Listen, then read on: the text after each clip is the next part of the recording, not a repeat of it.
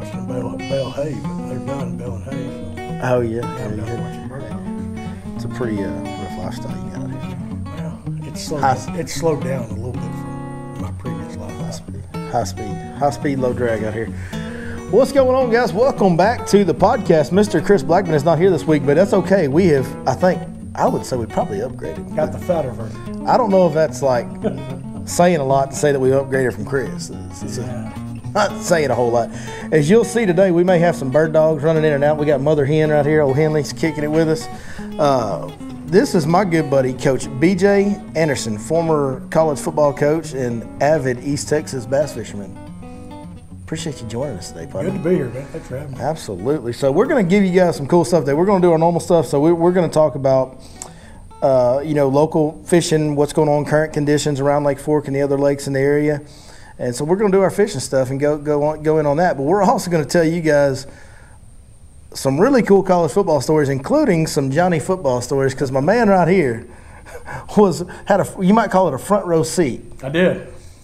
He was fun to coach, and it was a daily experience with Johnny, and we had a lot of fun. We were able to win some ball games and watch him win a Heisman Trophy. So that's right. You were the offensive line coach on Sumlin's staff when he was at A&M. That's correct. Yeah, we were in Houston together. I coached offensive line there with Coach Sumlin, and then in 2012 we came to A&M. Beautiful. So hopefully you guys like a little college football, because we're going to get into some pretty – I've known BJ a long time now, and we've become really good friends. And I've heard most of these stories that we're probably going to talk about today, I'm sure. Yeah. And there's some rather entertaining moments to some of these stories. We've got to clean them up today. We've got to be careful. We may not be able to tell every single detail, but we'll get enough to keep you entertained, right? So that's the deal. But as far as the fishing goes right now, I mean, we're kind of settling into that summer deal. We're finally, of course, I say that, and as I say that, we're sitting here. Overcast. And it's overcast, and it rained yesterday, and it's going to rain some more today, and it's kind of cooling off. We got a little cool off right now, but we've really settled into that hot time of year. We've got that summer bite going. We got that a lot of the water temps getting up into the mid 80s, even, especially on the smaller lakes. It's in the mid to upper 80s. It's kind of settled into that deal where you got the two-way go. You can either go way back in a creek and go fish some grass, where those fish don't have deeper options, and they kind of all hang around that grass all summer and settle in on those creek channel edges and bends and stuff like that. Or you can go out on the main lake and go out in deeper water and get way out in the middle of the pond there and find structure. In May and early June, we really focus on those long points, but we're getting to that time of year where they start showing up on other things as well more frequently, ridges and pond dams and humps. And as we progress, those long, slow tapering deals are better early in the year, and as we start progressing, what I like to refer to as smaller tops and steeper drops becomes a factor. These pond dams and humps that have a smaller flat spot on top but a steeper drop, it's just the hotter it gets, the easier it is for those fish to slide vertically up and down in that water column however they want to on those types of structures that have the smaller tops and steeper drops. So we're really running a little bit of everything. I wish I could give you more details on the type of structure you should be fishing right now, but to be honest with you, you got to run everything that you think might be a possibility on offshore structure. You really got to fill your boat up, fill your gas tank up, turn them electronics on, get them to humming, and just look at everything you can until you find schools of fish. It's the number one time of year for me to really lean on my electronics when it comes to that style of fishing. As far as the baits go, we've kind of got to the time of year where the dragon baits are doing better than, we fished a lot of deep crankbaits earlier in the year on offshore structure. Right now it's all dragon baits. It's Carolina rigs and big shaky heads and swing heads. Yep. You're just not even chiming in because BJ's like, what's deep water? Well, that's not really your deal. I'm not even good at it. If I could do it like you did it the other day on that video at Hallbrook, yeah, I'd do it all the time. You do it all the time, yeah. But no, I'll find a few fish offshore.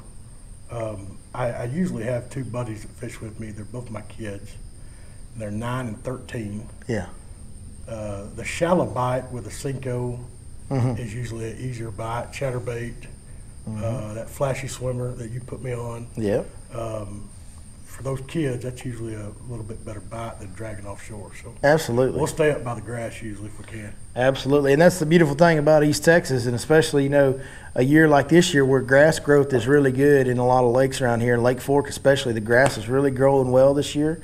The best thing is in East Texas, man, you can always do both. Yeah. You always have that option to stay shallow, and you're absolutely right. You hit all the baits that I would talk about in shallow fishing right now. You nailed them. The chatterbait, those boys, if they can throw a frog, yeah, they'll throw a frog. They'll be happy campers. They'll throw it at noon. That's right. If something will hit that frog. That's right. So getting them around that grass, letting them sling that thing around. Oh, Dad, there's one lily pad. I got to get my frog tied on. Right. Don't let a frog jump in the water.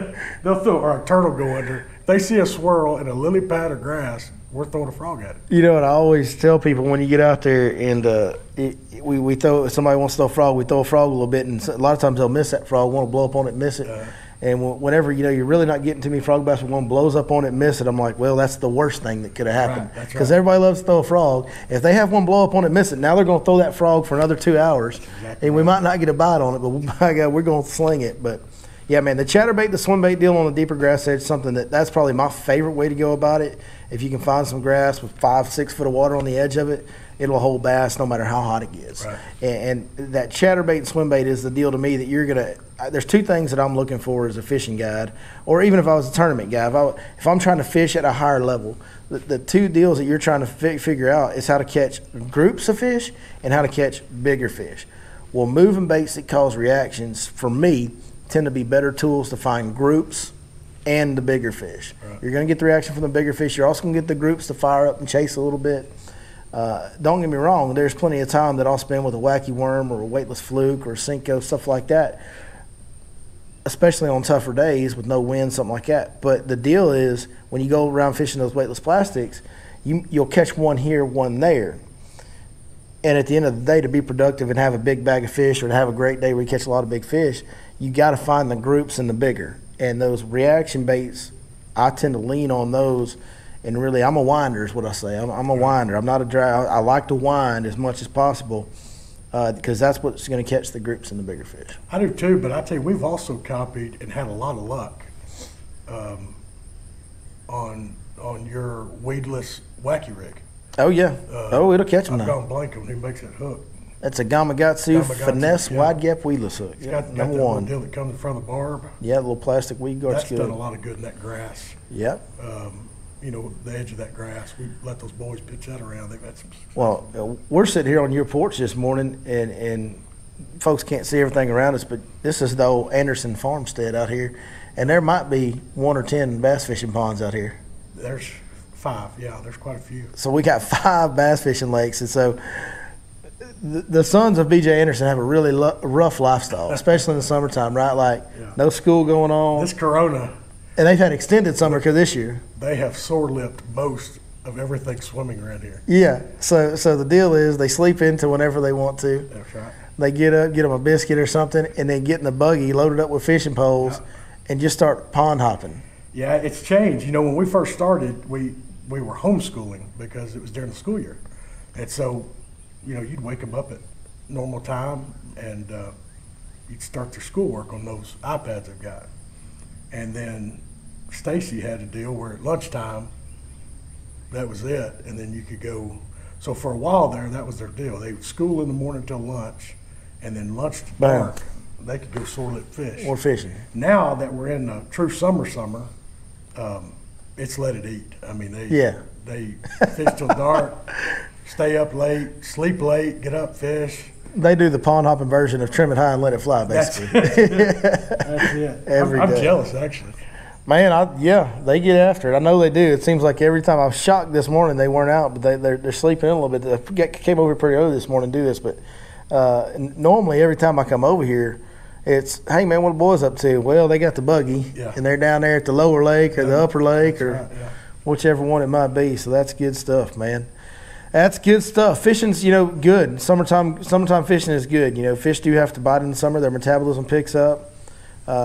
It's not just super easy to go catch them however you want to as we settle into these summer patterns. But usually when you do catch them, you catch them in numbers in the summer. So that's the good thing. And it can be numbers of big fish out here in East Texas, honestly. You can have some some really, really phenomenal days this time of year if you go and get after it and stay after them. So that's what's going on with the fishing report this week. Now, first, before we get started, you know what? I didn't get the final results. I'll have to get the final results and paste them over here. I know going into the final day of the Bassmaster Open Central Division, a couple of our Lake Fork guides were in the top 10. We had Justin Margraves and Lee Livesey, and I don't know what they did on the last day yet. I didn't get to watch it live, and I haven't seen the results yet. But I'm sure they had a good finish. Obviously, they were in the top 10 on the final day of a Bassmaster Open. That's a pretty big deal in and of itself, right? So congratulations to Lee and Justin. Great job. Went up there and kind of showed up and showed out for the Lake Fork community. So we're proud of them. That was awesome. Man, I gotta get to the football deal because I love football. You know, I grew up playing a lot of football. I grew up being an old Texas country kid, and you know, these small towns, football is everything out here.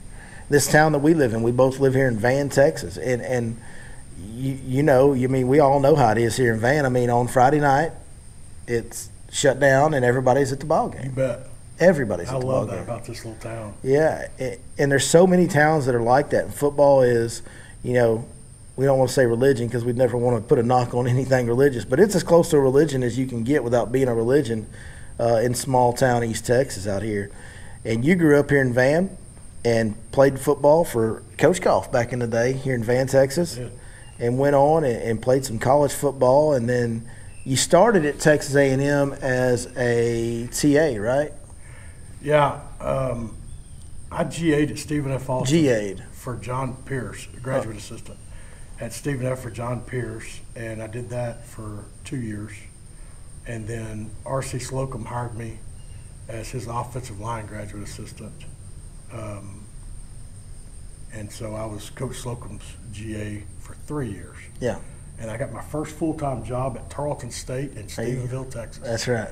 I love, to this day, it's one of mine and Stacy's favorite places on earth. It's beautiful out there, man. I love that part of our state, yes. Stephenville. It's kind of the northern end of the hill country. Right. So you still got a lot of that rolling country through there. It's beautiful. And I like West Texas. You know, we hunt out West Texas. Yeah. So when you're in Stephenville, you're just a jump. Jump from west. Get out to the Deer Lease. But I ended up at Tarleton as the offensive line coach. And we won. They never won a conference championship there. We won 2 of 3 years I was there. We won it. And which got our head coach the Sam Houston job.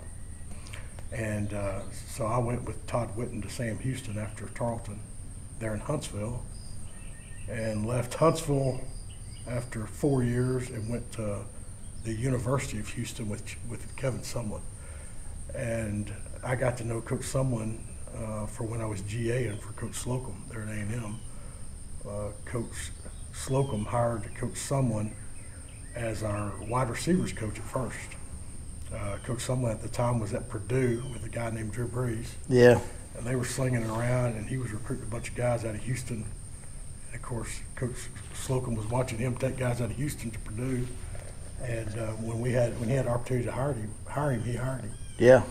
And then we were at Houston for 3 years, and then we jumped to College Station in 2012. You jumped to College Station.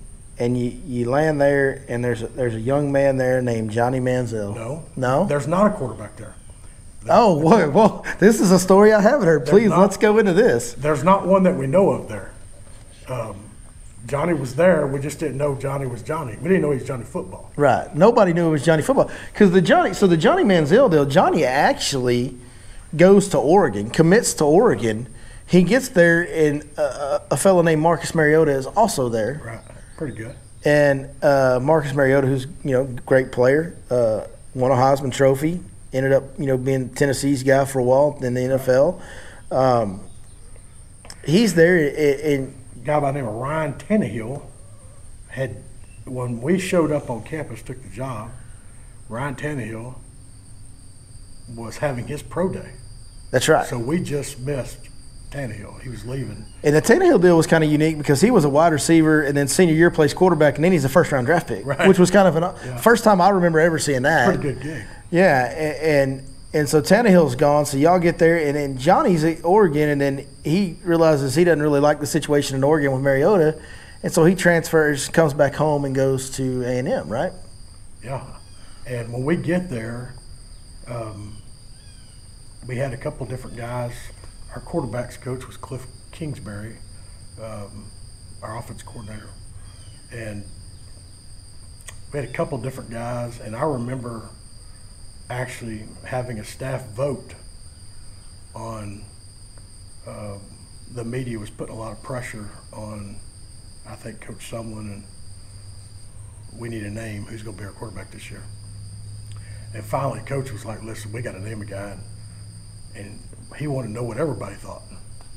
I don't know if it mattered any. I think Coach Sumlin and Cliff Kingsbury were going to make the call. They were going to make the decision on the quarterback. The OC and the head coach are going to decide who the quarterback is, right? I'm not sure we got much of an actual vote, but we got a vote. So we went around the table, and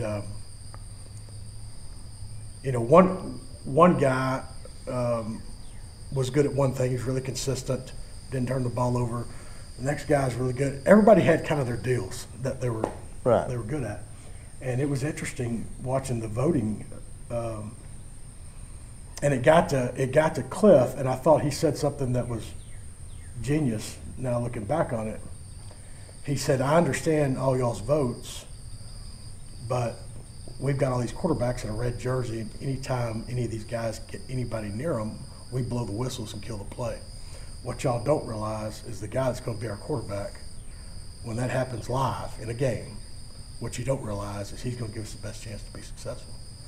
And when he said that at the time, I'm like, well, I can kind of see that. He looks like he's a mobile guy, whatever. Yeah. I had no idea that when the play breaks down, that was his home spot. That's what he wanted. Nobody knew that Johnny Football at that time was going to be. I mean, listen, he didn't. It's a coach's nightmare in a lot of ways, coaching a guy like Johnny Football, because he goes outside the playbook so much. Like, there's so much that you can't really plan for. And as coaches, I would imagine, listen, I never coached football, but I would imagine as a coach, like, you want to have everything as much as possible. You want things to go according to plan. You want your guys to have a plan. You want to have a game plan. You want to execute that game plan. You want to out-execute the other team. And Johnny was best when nobody knew what was happening. Yeah, but you're fork-tonguing yourself a little bit, because you're right in some circumstances. But on the flip side of that, you call a play, and they're in man-free. They're man coverage, which means there's one high safety. Everybody else is man across the board, man-free. They're in man-free, and he gets pressured, and everybody's got their backs turned defensively, running with receivers. Hey, Griff. Now you got a guy that sticks his foot in the ground. I'm thinking about Auburn. I think it was 2013. We go to Auburn, and they're trying to play man-free with Johnny. And he dropped back and gets his back foot in the ground. Everybody's got their backs turned defensively, running with receivers. Yeah. Well, Johnny just takes off. And if he beats that first row of guys, he doesn't care if everybody's going to be open or not. He's got people in man coverage, and he knows for sure that Mike linebacker can't catch him. Ain't going to be able to catch him. Yeah. And so a lot of his stuff, you're right. We want to know the plan and how we're going to execute it. That's how we've always done it. But with him, sometimes snapping the football and just letting him be him, it worked really, really well. Well, yeah, it was probably the genius of y'all's staff, and one of the reasons it probably worked out so well for Johnny as it did was you guys let him go a little bit. And you have to let a guy like that go, or he's not going to be as good. You know, I think a lot of things lined up for Johnny and us. I think Cliff Kingsbury and Coach Sumlin, I want to give Coach some credit too there. I think both of their personalities were perfect on letting Johnny go. Yeah. Cliff played quarterback for Mike Leach out of Tech. Yep. And kind of had some of that gunslinger swagger, let it rip. Yeah. And it fit Johnny. Yeah. And I think if you'd have had a too controlling of a person in any one of those positions, head coach or coordinator, where it had to be too organized, too more about them than the actual player, I think it might not have worked so good. But Cliff was able to kind of rein him in to run our offense, because what we're not talking about is all the pieces he had around him too. Sure. With Ryan Swope and Mike Evans and Jake Matthews and Luke Jokel. Yeah.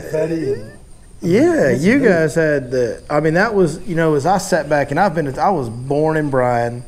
My father's family is from that area. I've been an Aggie fan my entire life.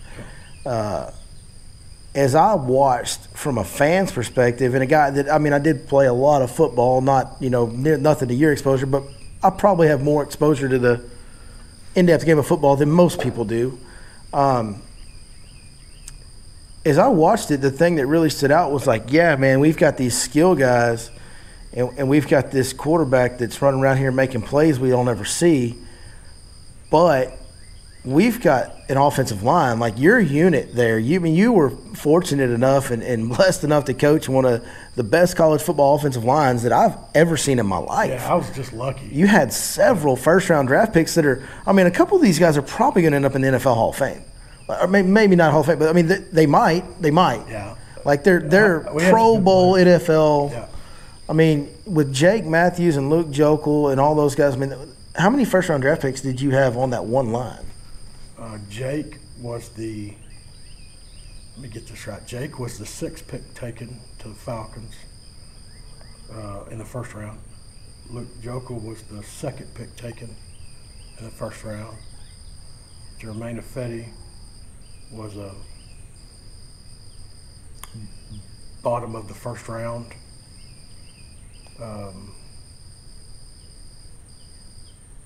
I had three of the 5 were first round draft picks. 3 of the 5 on your offensive line are first round NFL draft picks. That is, well, kudos to you for coaching them up, and I'm sure you helped develop their playing abilities. But man, what a blessing as a coach to have that much talent on one offensive line when you're an offensive line coach. I just made sure they knew what time the bus and plane were leaving. That was your job. That was my job. Make sure they're there.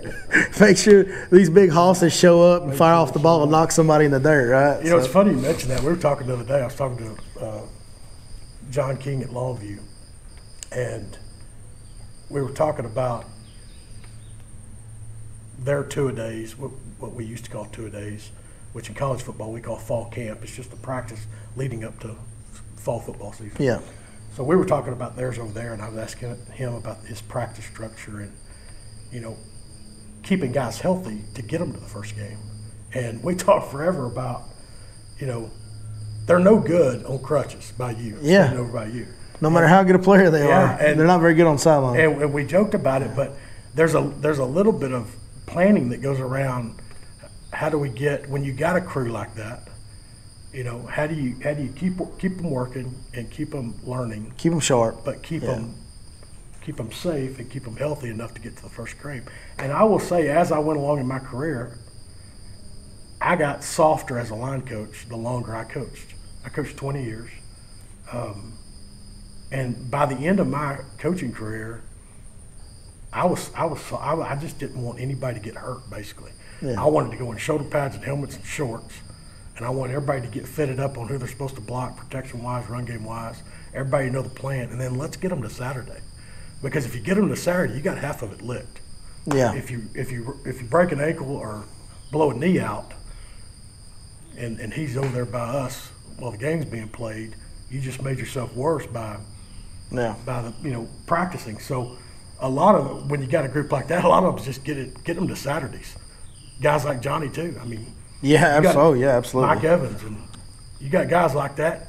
Get their butts to Saturday and let them be them. I think that's been something that's kind of been like an understood and a known deal in football culture for a long time, is the quarterback being a big key position.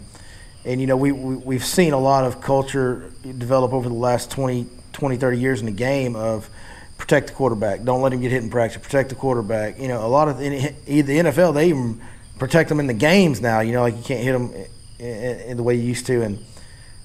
But the other players, obviously, football is probably the most shining example of a true team game. Yeah. There's no one guy. Now, are there guys that make a difference? Absolutely. There's special players that make a difference. But there's no one guy that's going to just carry the load in a football game. You've got to have some pieces around you, to be a good football player. And so it's important to have all those other guys get there too. You start losing. It is.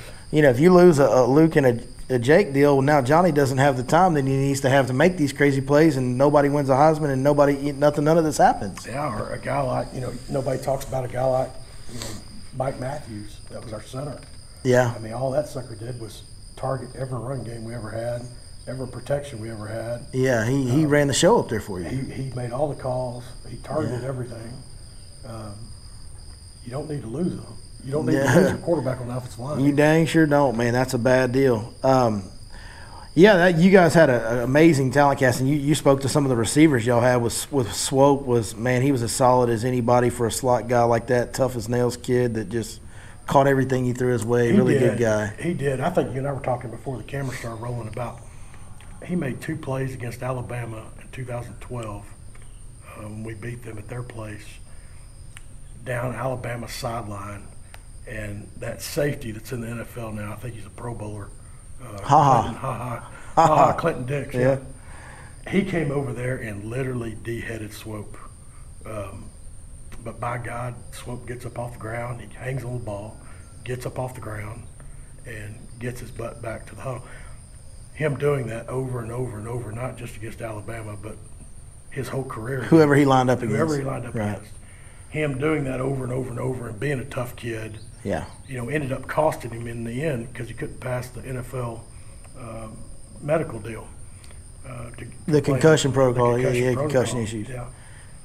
Yeah, he would have been a good NFL player. I mean, he would have been a really good, I feel like, you never know, but he would have been a really good NFL player, it seems like, because he had enough speed and he had every other, all the, what's the word I'm looking for? All the intangibles. He did. He had them in spades. Team guy, good player, smart, run good routes, great hands, tough.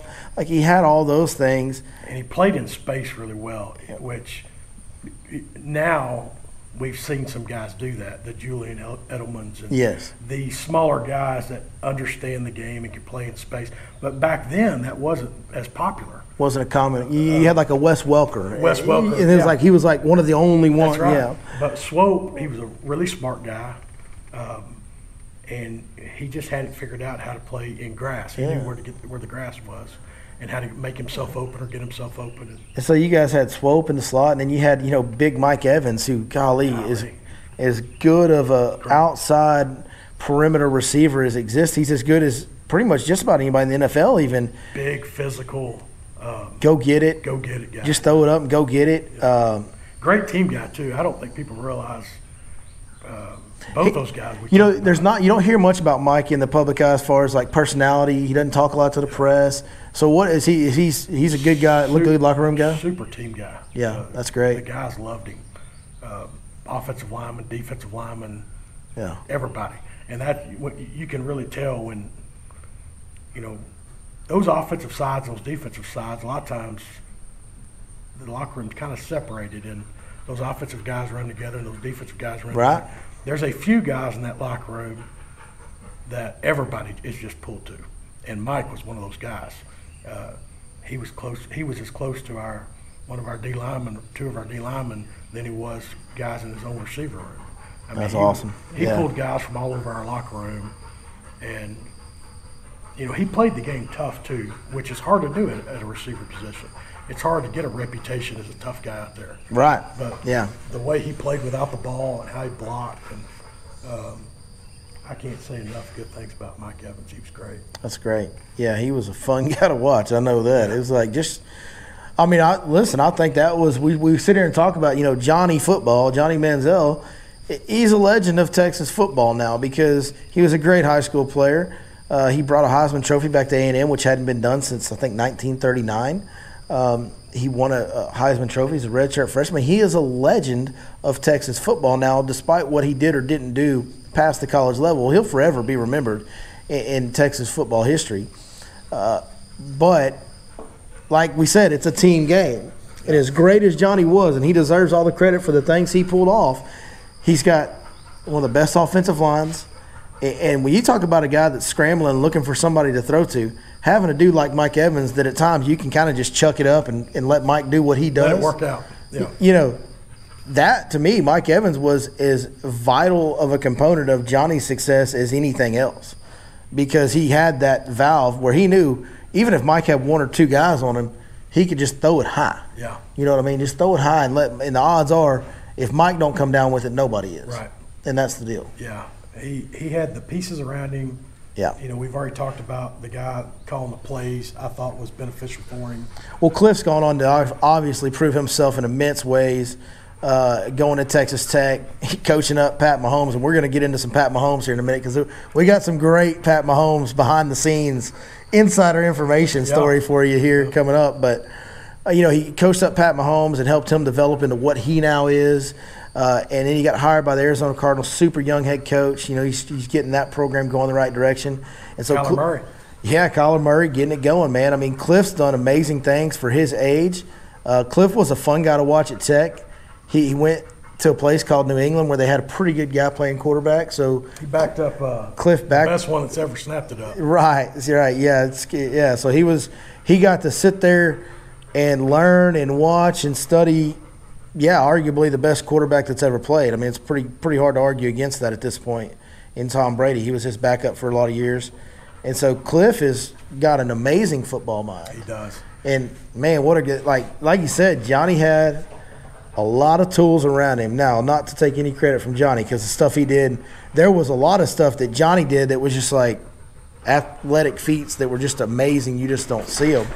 So as you guys get into this – Johnny football mania, and things are really taking off. One thing I've never asked you, and I don't know why I haven't ever asked you this much time as we spent talking about it over the years. What was your favorite game that you coached with Johnny Manziel? What was your favorite one? You know, it's hard to beat that Alabama game. On the road. Beat them when they were number one. Yeah. And you got to realize now, when we got to A&M, they were a Big 12 school. Right. Our first season was the first season in the Southeastern Conference. Right. Not only the Southeastern Conference, we were in the West. Well, and the word was y'all were going to get just monkeyed, you know, like y'all were going to get thumped in the SEC. Yes. Yeah, y'all were going to get – it's going to be bad. Mollywopped in the SEC West, which at that time was hands down the best conference, best division of the best conference in the country. Yeah, you know, watching him – Hey, now. Hey. We got a dogfight. Here we go. Round two. Kirby Smart, who's the head coach at Georgia now, was defense coordinator at Alabama. Yeah. And game planning and having the team to execute against those two guys. I mean, that's two of the best defensive minds in college football of their era. There's no doubt. And I say that with all sincerity, and it's true. It's not just legend or reputation. You're going to see stuff you haven't seen when you play those two guys. And taking a quarterback Johnny's age, which I think was another thing that made it so impressive. At the time, he was a redshirt freshman, and taking him into Tuscaloosa and watching the Bear Bryant video standing on the sidelines pregame, and imagining how that young kid felt being at that place. Yeah. And, of course, it was a 2:30 CBS game, Vern Lundquist. Yeah. You know you're always in a real game by the announcers that show up on Thursday to interview everybody. That's right. So, I mean, it was a really big stage, and he's a young guy. And you just can't – with Johnny, games like that, you just couldn't tell much difference in – how he acted, how he performed, how he executed. He was just going to go there and play football as hard as he could possibly play it. He was just going to go be Johnny. Yeah. And, you know, I've always been interested in watching different players, especially elite players like Johnny. The bigger the game, watching their preparation. Mm-hmm. The really elite guys, they prepare for when we played some 1AA school. SMU or whatever. Yeah, SMU. They prepared against SMU just like they prepared against that game. And Johnny was the same way. He never changed that week who he was or how he prepared. And he rolled in there and was just himself and slung it around. And no moment was too big for him, you know. We were able to get it done. Yeah. That was an awesome game. That game and another game that I believe you were present for in A&M's history. I think you were GAing at the time. I don't know that you were there or not at this time. Correct me if you weren't. But the game where Reggie McNeil came in and led them to a victory over then number 2 Oklahoma at Kyle Field. Were you at that one? Yeah, you know who the offensive coordinator of that game was? Someone? Kevin Sumlin. So those are my 2 favorite A&M games in my lifetime that I remember watching every play of. I was actually in the stands for the Oklahoma game at Kyle Field when Reggie McNeil won that game, and then this Alabama game. Those are my 2, and I can't really make a pick between those 2 because they're both really great football games. Another pretty good Oklahoma game in. We played them in the Cotton Bowl. Yep. In 12. Yep.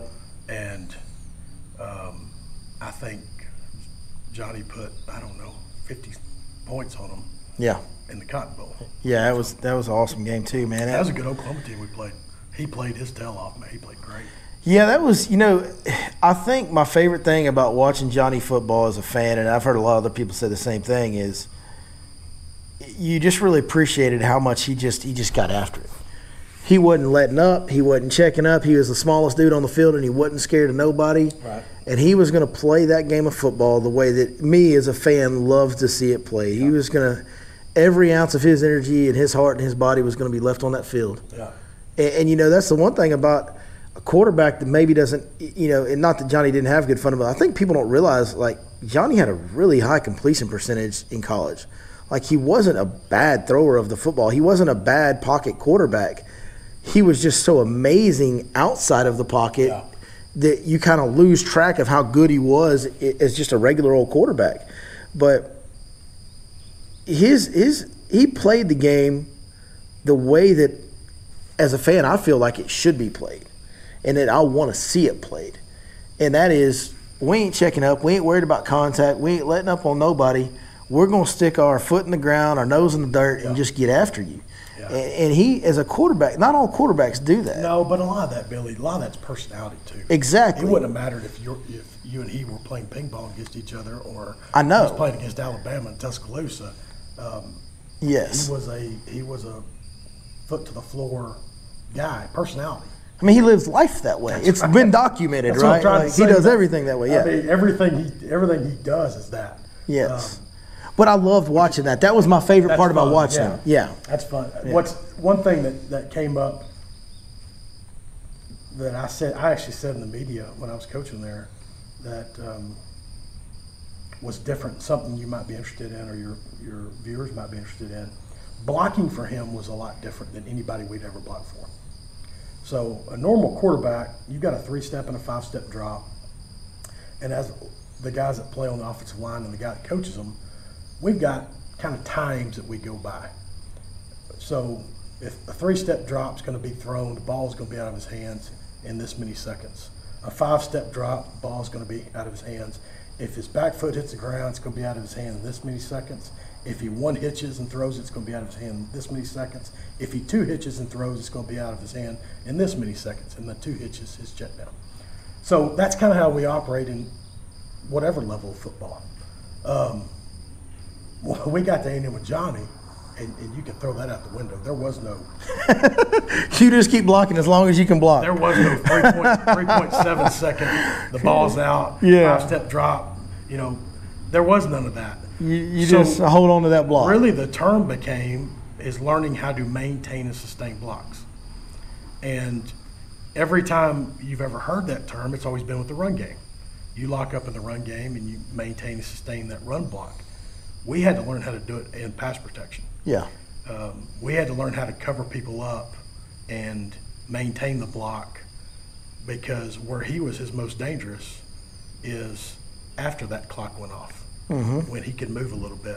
Yep. And once we figured out that's when he was the scariest, instead of trying to change him, we changed, and we just started really focusing and working on keeping people covered up longer in pass protection to give him time to. That play at Alabama, I've seen it on every television, every highlight. He rolls out, he hits the back of Jake Matthews, the ball goes up, he catches it, he spins back the other way and throws Ryan Swope a touchdown pass in the back of the end zone. that highlight's been shown on every television. If you'll go back and pause it, he's in a perfect pocket. Like there's no reason to run.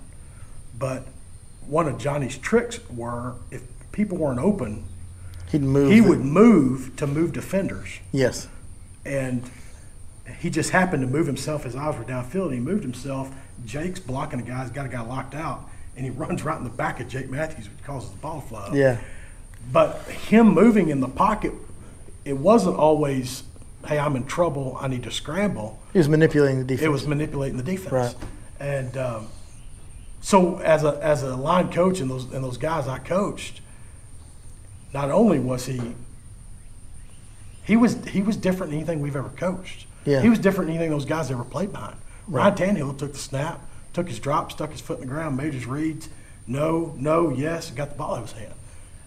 And so did every other quarterback in that conference until Johnny got there. And Johnny changed it. Johnny just played. I mean, it was like watching schoolyard flag. It was like watching touch football at the recess ground. You know what I mean? Yeah. What's that game we used to? Well, we can't say it these days, but they'll smear the. You know, like that was. You're right, you can't say that. We can't say that anymore. But that's what we said when we were kids, and it was like you threw the ball up. Whoever caught the ball, you tried to hit.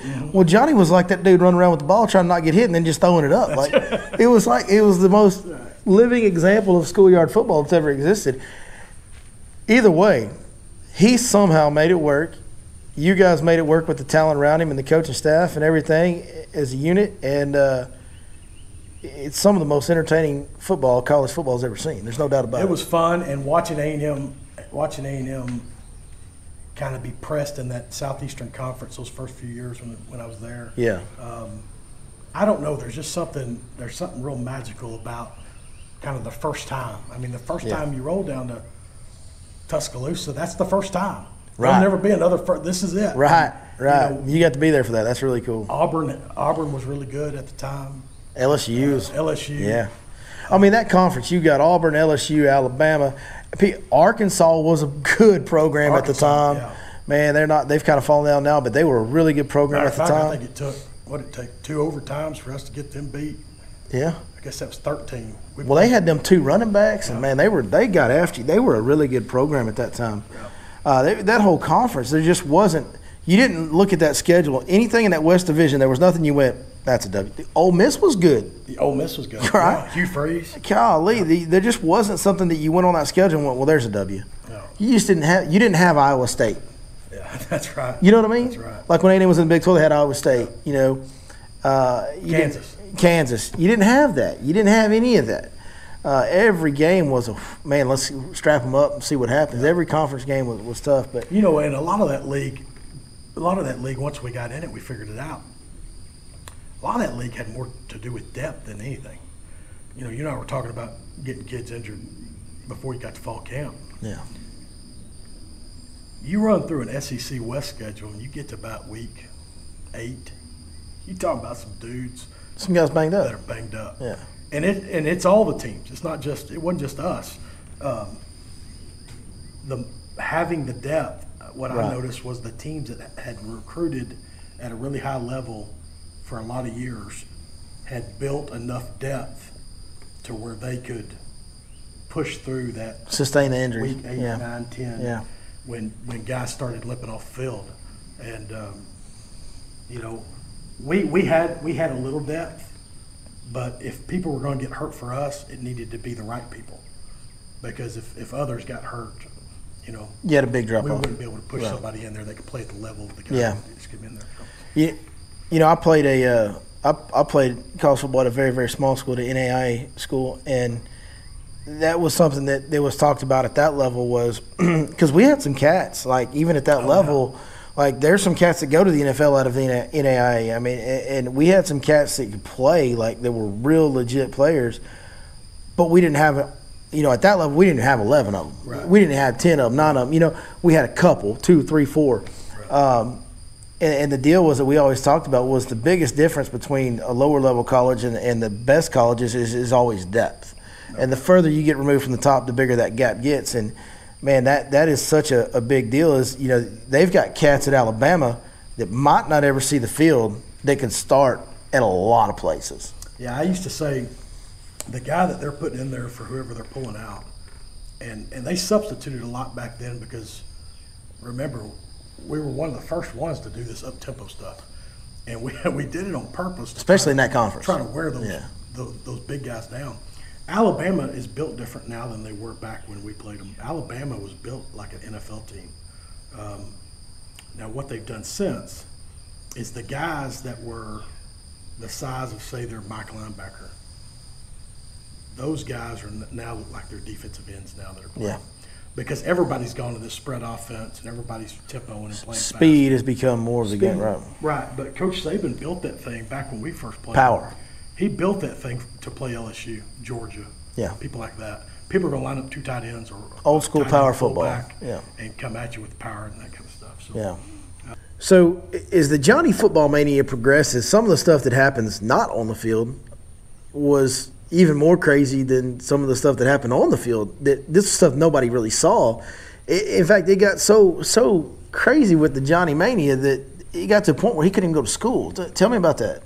Yeah, we get back from the Heisman from New York, and we're in a staff meeting, and Coach Sumlin tells us that he is going to move Johnny to straight online classes. He's going to pull him out of class. Pull him out of class. Put him on online courses. That's correct. And, of course, we asked why, and he tells us that Johnny showed up for class that first day back from New York, and the professor saw him, shut the entire class down, and told all the kids, and, I mean, you know, those classes at A&M, those are big auditorium classes. Yeah. He told all the kids that they could take pictures and get autographs from Johnny. Oh, so Johnny no. literally went to class the first day back, and he spent the entire first class taking pictures, signing autographs. And of course, as soon as Coach Sumlin found that out, he pulled the plug on it, and Johnny became an online student at Texas A&M. I mean, the fandom was so insane that the poor kid couldn't even go to school. Yeah, I mean, that's insane. That's craziness. My right guard, Joseph Cheek, Joe was his roommate, and Joe talks about, like, in the evening times on like a Tuesday or Wednesday night or whatever, they'd go get dinner at Cheddar's. And Joe said, you know, I would drop him off at the door and park. By the time I got out, there'd be a circle of people around him 10 deep. And so I would go in and just try to get him out of something. Look at this. That dog. He wants outside. He was like banging on the door handle. That's my one outside. He must have thought Johnny Manziel was out here trying to get an autograph.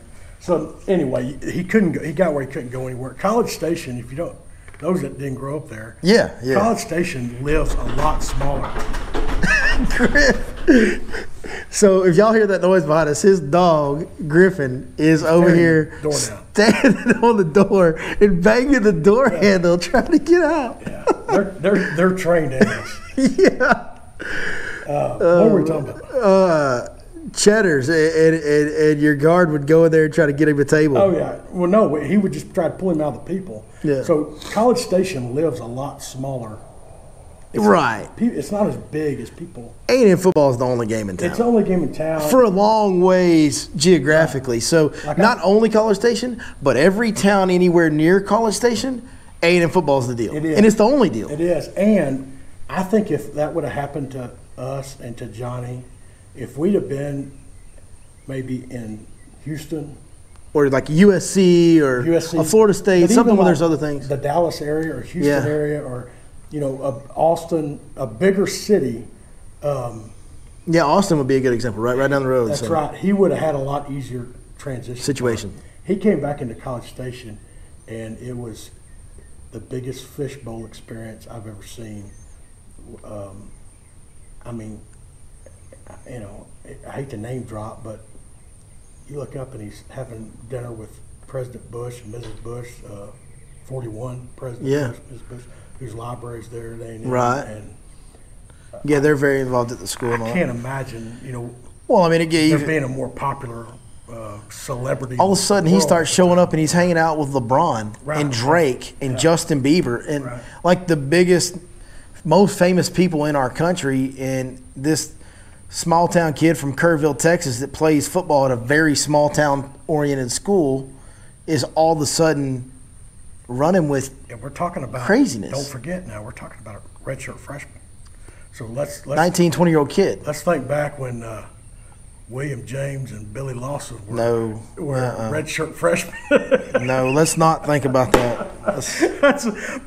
I mean, Stacey and I've talked about, my wife and I I promise you, if I got that, like, if I had, I never had that talent. I probably didn't have the work ethic he had or the try that he had. I didn't have any of the tools that Johnny had, or I would have been a lot better football player. But if I would have somehow stumbled into that kind of notoriety and fame, I would have been 10 times worse than he was. Nobody could have told me anything. And that's what I try to remind people is, he got slammed. He got slammed. As good of a situation as you and I were talking about, being part of our team with Kingsbury and Coach Sumlin, and how that was the perfect fit. The parts, having a good offensive line. Yeah, the parts, yeah. As good as the parts were, I'm not sure it wasn't opposite how bad that little community was when he came back from the Heisman. He could have gone anywhere, and it'd probably be a better transition than College Station. It was truly a fishbowl. Well, and you've got so you take all the factors in consideration. You've got the state of Texas, where we borderline worship football. Right. We do. Football is it's worldwide known. Football's as big in Texas as it is anywhere, probably bigger than it is anywhere else. The way that people it happens. This phenomenon happens on some level at a high school level around here. You get a town like, I would like to think Van wouldn't go crazy, but it probably would. But you get these small towns, and they get somebody that's a phenomenal talent, a once-in-a-generation talent, and that kid gets away with whatever he wants to. I mean, that's the truth of the matter. He does. He gets away with whatever he wants to, and this is just a very exaggerated form of this, because now you've got this A&M fan base that is as loyal. I mean, they put 80, 100,000 fans in the stands for the last 20 or 30 years every single game, and their team's not really that good for most of those years. In the 2000s, A&M was not very good till you guys came along. They just weren't. And so you've got a fan base that is in love and worships the football team. They're starved for something to cheer for. And then all of a sudden, seemingly out of nowhere, we have a Heisman Trophy winner. We've got the best player in the country that we've never had in any of our lifetimes or even our parents' lifetimes. It's been since the 30s. And, man, they just, it's no wonder.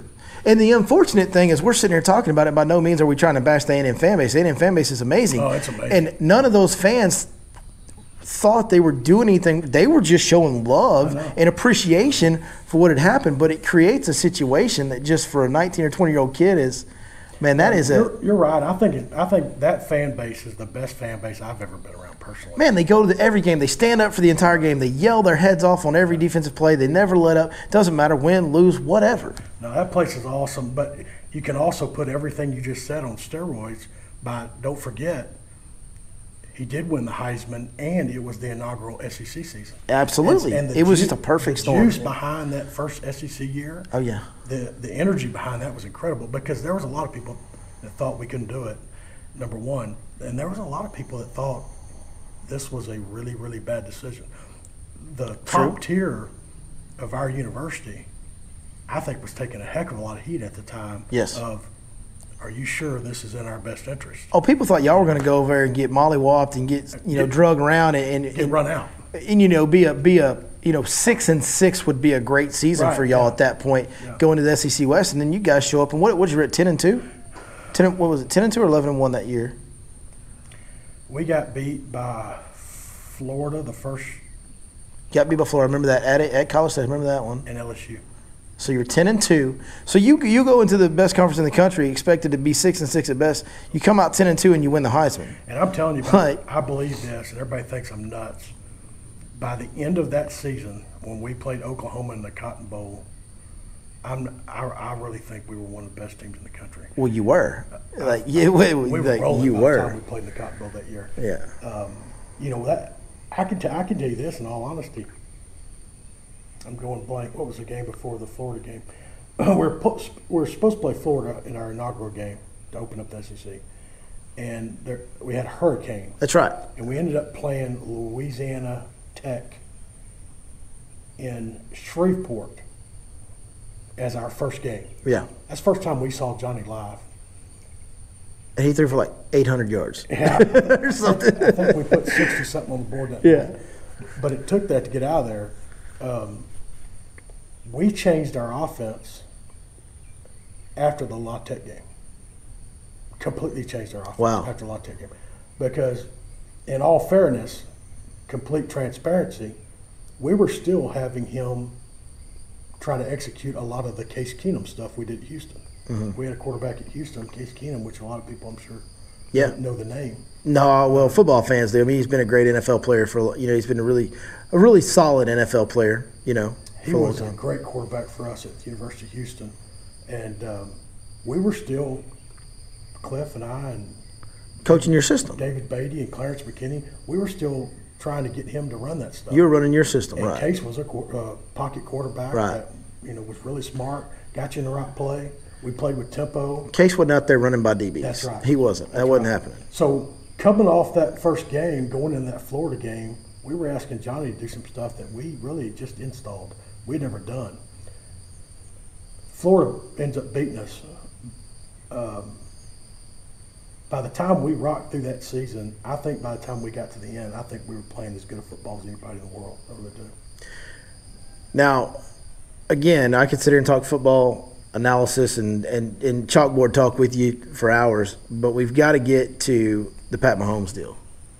Because there's another caveat to your time at A&M that you're from here. And Pat Mahomes is from, like over that hill, pretty much. He's from right down the road here, just the other side of Tyler in White House, Texas, where he went to high school at.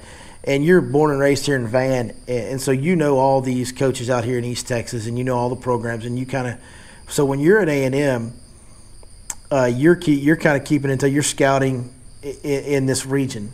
Yeah, my recruiting area was, of course, Northeast Texas. Yes. So I started about Lufkin and went all the way to Texarkana. Right. And then to the west, I went all the way to the edge of Dallas. I call it Commerce. Yeah. Whatever that Commerce-Greenville line is. Yeah. That was kind of my triangle that I ran, which was basically where I grew up, and I knew all the coaches and I knew everybody involved. I could get information really quickly when it came to recruiting by making a few key phone calls to guys that I trusted. Right. And we had a lot of success recruiting East Texas at all the places I've been, Sam Houston, and A&M. So I come back from a recruiting trip. I was up here seeing a couple other guys, and I had Pat Mahomes' video with me. And I'd already watched it with the head coach. And just so everybody that watches, the NFL and sees Pat Mahomes as he is now, Pat Mahomes has developed into, one of the best quarterbacks on planet Earth. Yeah. But he was very raw in high school, and even in some degree in college. He was very raw. He was a big kid with a big arm and a lot of moxie, but he wasn't like when you watch Pat Mahomes throw a football, you didn't go, "Oh, there's a 5-star quarterback." And you know what? When you say the word Pat Mahomes, where I grew up, who you're talking about is his dad. The baseball player. And his dad played baseball even closer to where I grew up here in Lindale. Right. He was had a good Major League Baseball career as a pitcher. Yep. And he was a good player. And when people started talking about this young Pat Mahomes Jr., a lot of the times they want to talk about him on the baseball diamond. Yeah, oh yeah. What you do on the baseball field. Yeah. The thing that when you push play on Pat's high school tape, he was raw. The thing that stood out to you, I could take my 9-year-old and my 13-year-old and push play on it, and they would recognize his arm talent. When the ball comes out of his hands, it looks different than any. Yeah. It's kind of like when Brett Favre throws a football, or these guys that just throw the hell out of the ball. There's these guys, man. They even you in person you can hear it. That's right. You can literally hear the spin on the ball with these guys, and it does. They let the ball go, and it looks like so little arm effort, but the ball comes out so hot. Yeah, he had tremendous arm talent, and really besides that, as a quarterback evaluator, I'm not qualified to evaluate much past, hey, this dude can throw the hell out of it. Yeah. And so I walk it into Cliff Kingsbury's office at A&M, and I said, hey, when you get a chance, look at this kid at White House I found. He can throw snot out of it. And tell me what you think. Tell me if you think he fit what we do and kind of how you want me to proceed in recruiting. We've got different levels. We recruit kids, as you know. We've got a board, and, there's the top-tier guys we recruit a certain way, and then there's the group below them, we recruit a certain way, and then there's kind of the backup plan we recruit. And so that time of year, you're just wanting to know where to fit the kid. You're trying to you're trying to build your board. Trying to build your board. Is he a camp kid? Where do you see him fit? And Cliff, when I go back to check, Cliff says, I really like the kid. I really like him.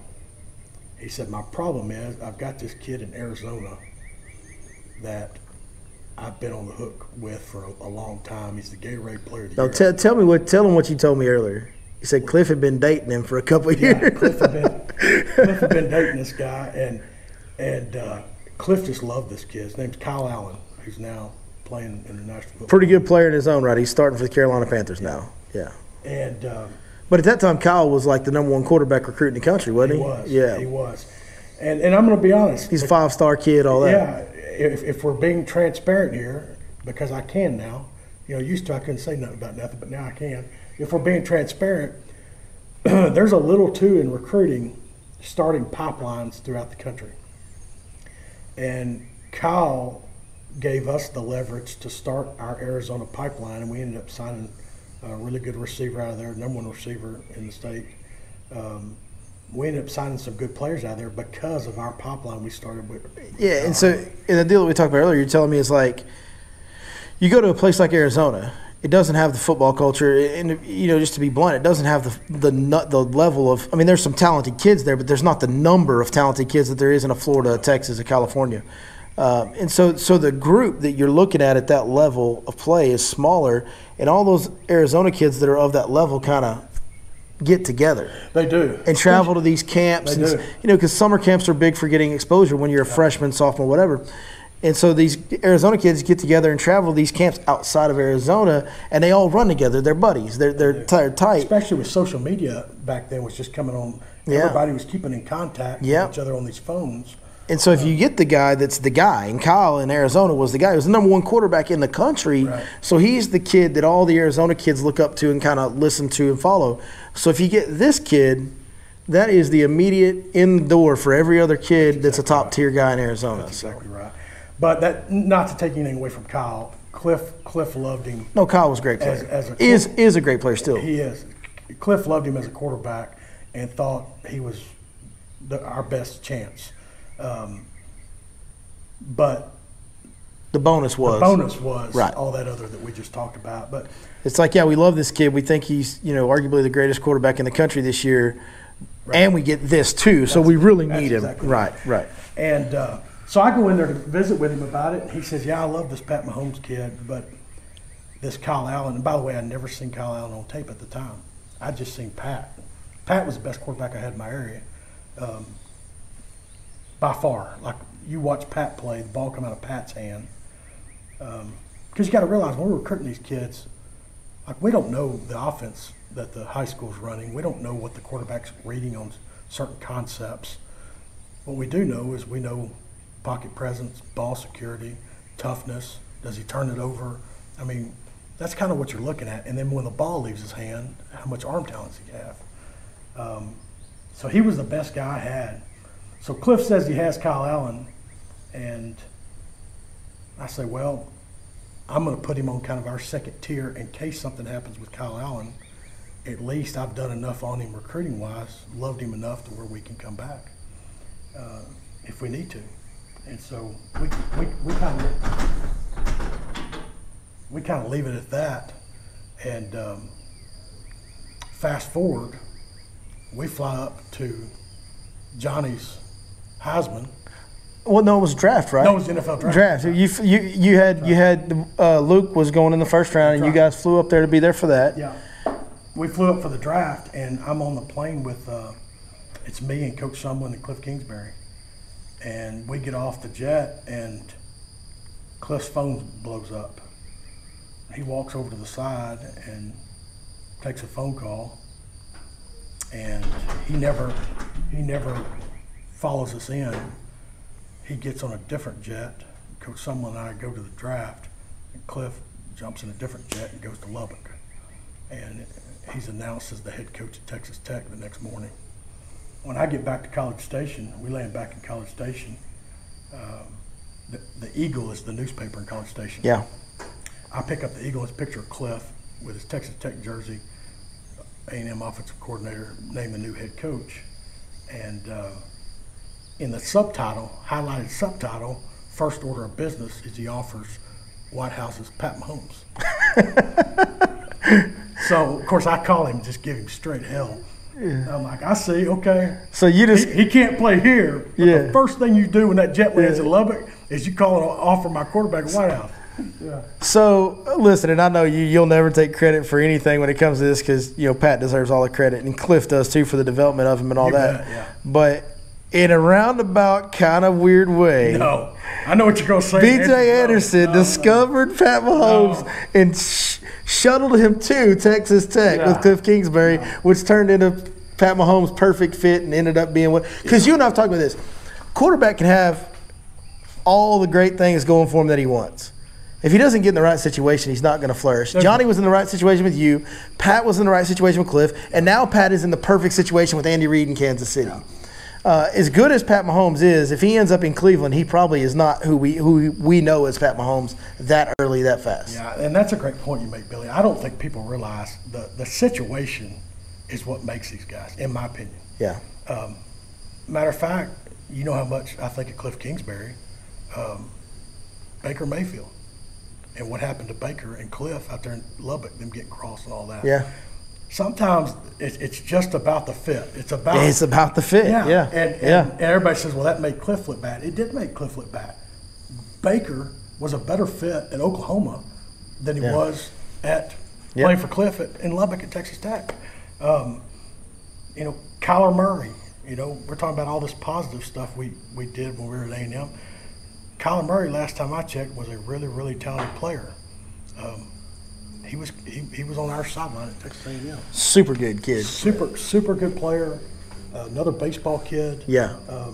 Never lost. I mean, I watched him at Allen High School in some of those state playoff games and state championships, and I was, as a guy that's watched a lot of football, I was like, oh, this kid's he's real special. Yeah. Like the arm talent you talk about and the accuracy, like his accuracy as a 17-year-old kid was just like, whoa. Right. That fit was not good for us at the time. And, it can be debated on how you handle that many 5-star quarterbacks in one room. You guys did get in a situation where y'all had all 5-star quarterbacks in a room. And it can be debated on handling that and how it was handled and can you handle it different. Here's what I know is at the end of the day, you got to find the guy that you think gives your team the best chance to win right then. And you've got to ride with him. And I think too much people say, well, looking down the road, this kid down the road will be really good for us. In the profession I was in that college football profession, you got to win. You got to win right now. Yeah. And the powers that made that decision made it, and we rode with it. It's not like in the NFL. If you draft the right guy, you can keep him for 10 or 15 years right. if he stays healthy. Right. You're going to get, in most players, you're going to get 2, maybe 3 seasons to use that kid. Yeah. So whoever you got right now is the guy you got to use. You can't develop and hope he's good in a couple of years. You need a guy that can do it right now because you're only going to have that guy for a couple of years. And that dynamic dynamic's so interesting. You do that good a job recruiting one room, that quarterback room. I don't know if there's ever been a quarterback room with that much talent in it at one time. That's right. You do that good of a job. But I think it was 3 consecutive years y'all landed the number 1 rated quarterback in the country 3 years in a row. Is that what it was? I think that's what it was. But anyway, that doesn't mean you don't have problems. That means there's one football. Yeah. And they can't all throw it. They can't all throw it. And so that brings its own problems. But we were talking about fit. It's just so important. Pat went where he was supposed to go, and it worked out perfect for Pat. And I'm telling you what, you're talking about happy, proud, and whatever you want to call it, to watch. I was really happy to watch him and Cliff work together in Lubbock, and then watch him go on and what he's done. Well, it's just been a lot of fun. I actually watched this year's Super Bowl on your back patio right here, and it was everybody from East Texas is super proud of what Pat's done. He's done everything he's done in the right way. Yeah. Good guy, good kid. We saw him on the sidelines at Texas Stadium. I had my 9-year-old down there with him, and I was telling Pat the story that we just told your viewers, and he was laughing. Of course, he had no idea any of this went on. He had no idea. He had no idea. He had no idea you wanted to recruit him to A&M. And Cliff goes, no, we don't need him. And then Cliff goes and recruits him, right? And we'd have gotten him because he was a Cliff fan. Yeah. Which a lot of these guys, Well, that's one of the reasons Cliff has had so much success recruiting quarterbacks and all that. Yeah.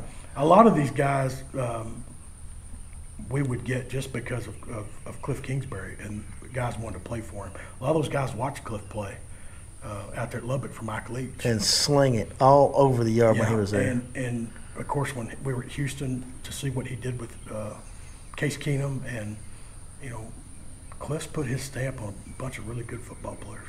He sure has. He sure has. Well, man, that's been a that's. I mean, I love these stories, and I've heard most of them before. But I can sit here and talk football all day because I do love football. And I'll tell you, you're just. I know you. It's just an old boy from out here in Van, Texas.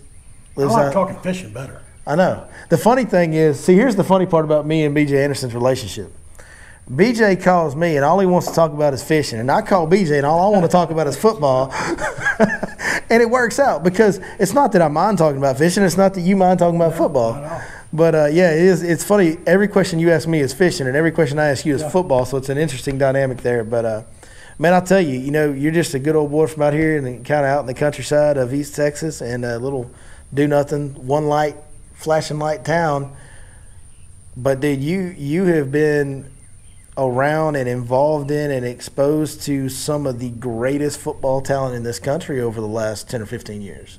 I mean, you really have. If you think about all the names that we just talked about today, first-round draft picks. I mean, Pat Mahomes, good night. What's he going to end up being? Johnny's Texas football legend. I really think Jokel and Matthews have a chance to even potentially be Hall of Fame type offensive linemen, and you coached them. What an awesome experience, what an awesome ride you had, and kudos to you. Good job on getting to the level you got to and executing on the level that you did, because that – I know there's a lot of people that are listening to this that, because it's Texas, and most of my viewers are from Texas, and we love football. So there's a lot of people that are listening to these stories going, I've never told you this, but the first time we started talking about some of this stuff and I started really doing the math on all these people you had been involved in football, I was like, holy crap.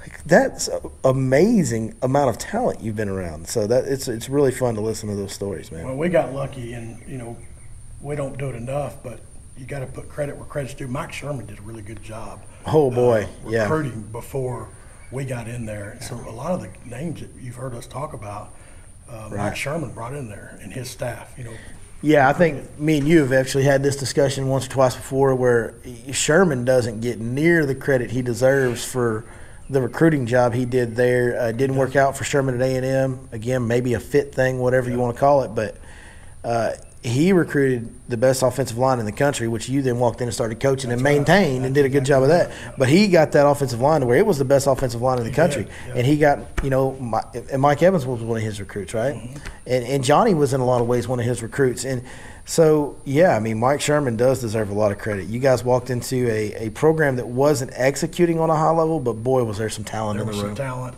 And, again, it was just, I think, a good personality fit and also good schematically. Well, you guys definitely executed on it. That spread offense we were running at the time, yeah. Those pieces that we had schematically, I think, fit a lot of those guys. Yeah. Now, can you line up with Jake Matthews and Luke Jokel and Jarvis Harrison and Mike Matthews and all those guys and a fullback and knock people off the ball? Sure, you could do that. But in that league at that time, we thought if we tried to play LSU and Alabama's try to beat them at their own game, that's a tough road. We would have more success doing something a little different, and those boys just fit it to a T, and I had a ball doing it. It was a lot of fun. I wanted to move my kids out here back to Van and live on this place and let them hunt and fish and grow up where I grew up. But when Stacy and I were running that with no kids and with young kids, it's a fun profession. Oh yeah. Oh yeah. Yeah, it's time consuming. It's a lifestyle. It's a lifestyle. It consumes everything, but yeah, that was good, man. Well, dude, I appreciate you letting me come over here and share these stories with the viewers. I know a lot of the guys that watch this channel are like, they're just old rednecks that like hunting and fishing and football like we do. So yeah, just like us. So I know they probably enjoy it. I'm proud of what you've done with this channel. Thank you. And how you not only help all the people watching, but how much you've helped me and my friends. You know, a lot of us are trying to get on fish for kids. Yeah. And I'm sure there's some guys out there watching that are trying to do the same thing. They're not always trying to catch the biggest fish in the lake. They've got a couple of daughters or sons that they're trying to put on fish. Yeah. You've helped all of us, whether it be on Fork or Athens, or I saw you on Hallbrook smashing them the other day. Caught them up a little bit. We might go over and drag something around after watching what you did over there. We appreciate what you do, man.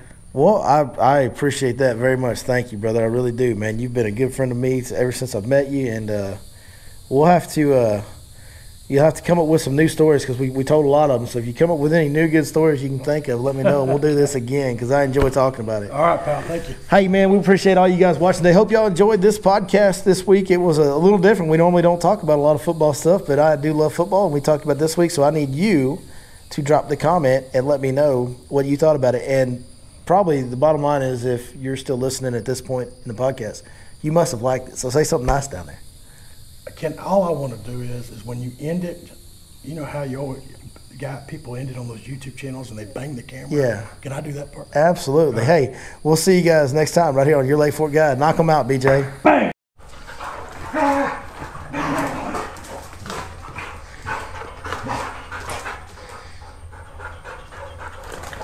I think it's almost over. It's almost over. They've worn themselves out.